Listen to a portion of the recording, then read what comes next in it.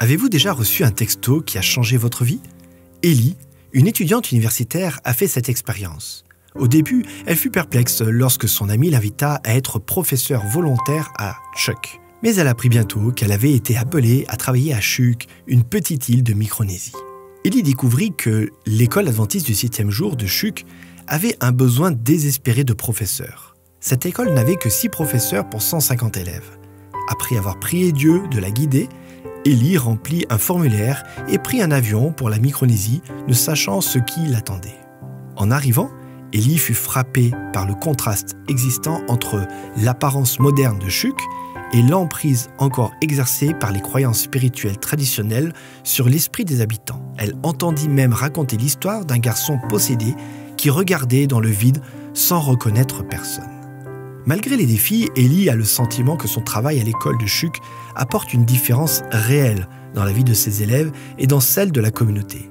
La plupart des élèves viennent de familles non adventistes, ce qui fait de cette école une véritable école missionnaire. Ellie est étonnée de constater jusqu'où son voyage de foi l'a menée.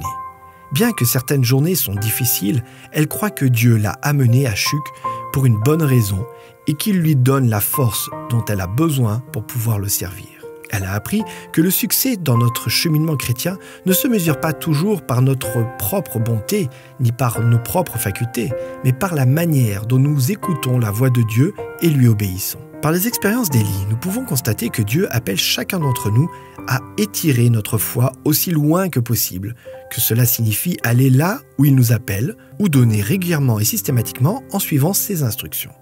Ceci inclut rendre fidèlement la dîme de Dieu et écouter sa voix lorsqu'il nous appelle à apporter une offrande régulière et systématique appelée promesse, en plus de nos dîmes.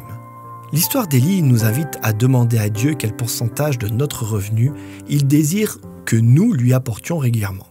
Aujourd'hui, en rendant la dîme et l'offrande de promesse, notre offrande régulière et systématique, demandez à Dieu de travailler dans votre cœur pour que vous puissiez participer à sa mission. Puissions-nous mettre nos désirs à la dernière place et Dieu à la première.